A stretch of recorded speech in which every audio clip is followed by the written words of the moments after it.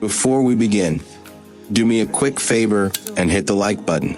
It really helps the channel reach more people who love music, history, and stories like this. Today's story isn't really about a funeral. It's about the last time the world came together for one artist. On July 7th, 2009, millions watched as Michael Jackson was honored inside Los Angeles' Staples Center. He never stepped onto that stage, yet somehow it still felt like one final show. The venue itself said everything. Instead of a quiet church service, the memorial was held inside one of the world's most famous arenas, the same stage where championship games are played and sold-out concerts come to life. At the center sat Michael's gold-plated casket, surrounded by flowers, family, close friends, and some of the biggest names in entertainment. Around 17,000 people were inside the arena, while millions more watched live across the globe. For a few hours, the world's attention focused on one place.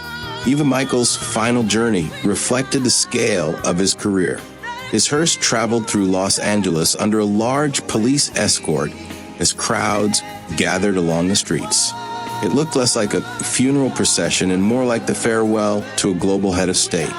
The ceremony was hosted by Smokey Robinson, who opened by reading heartfelt messages from Diana Ross and Nelson Mandela.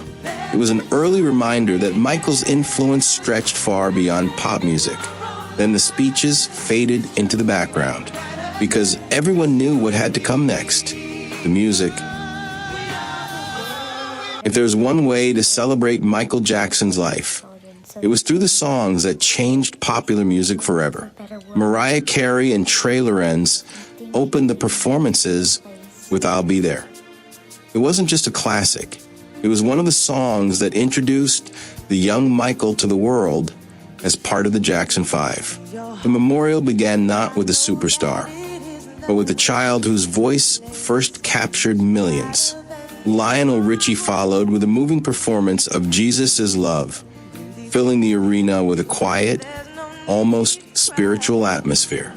Then Stevie Wonder took the stage, clearly emotional. He admitted he wished he had never lived to see that day. Before performing, "Never dreamed you'd leave in summer, and they won't go when I go." By that point, the memorial no longer felt like a television broadcast. It felt like some of the greatest musicians of a generation trying to understand an unimaginable loss through the only language they all shared: music. Jennifer Hudson delivered a powerful rendition of "Will You Be There?", a song whose lyrics suddenly carried a completely different meaning. Jermaine Jackson honored his brother with "Smile," one of Michael's favorite songs. Its message about finding hope through heartbreak couldn't have been more fitting. John Mayer chose a different path. Without singing a single word, he performed a beautiful instrumental version of "Human Nature" on guitar. It was understated, elegant, and a reminder that great melodies don't always need lyrics. Then came perhaps the ceremony's most unforgettable musical moment.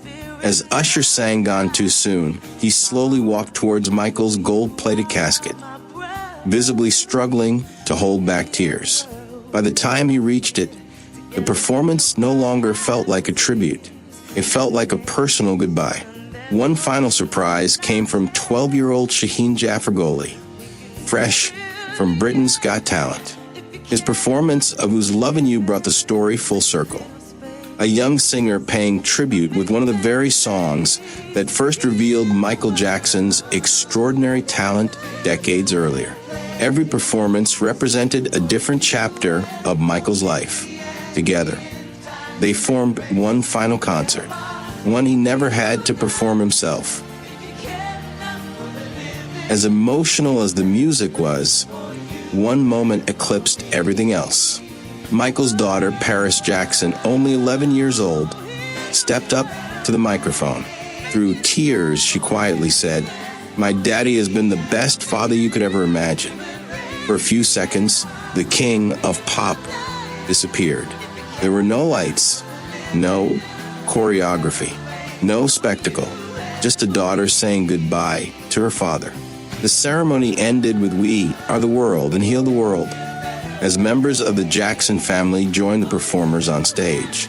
It was the perfect ending, not because it ignored the controversies that had surrounded Michael's life, but because, for one morning, they no longer mattered. What remained was the music, the memories, and the impact. Michael Jackson died on June 25, 2009, after suffering cardiac arrest. The circumstances surrounding his death have been discussed for years. But that's not what this story is about. This is the story of what happened after, of how artists, friends, family, and millions of fans came together to celebrate someone whose music changed the world forever. For one morning in Los Angeles, the world stopped, not for another concert, but for one final standing ovation. If you enjoyed this look back at one of music's most unforgettable moments, don't forget to subscribe. And if this story moved you, I think you'll enjoy another video already on the channel, where I explore the final farewells to other legendary musicians, including Ozzy Osbourne and David Bowie. It's the perfect companion to this one, so click on it next.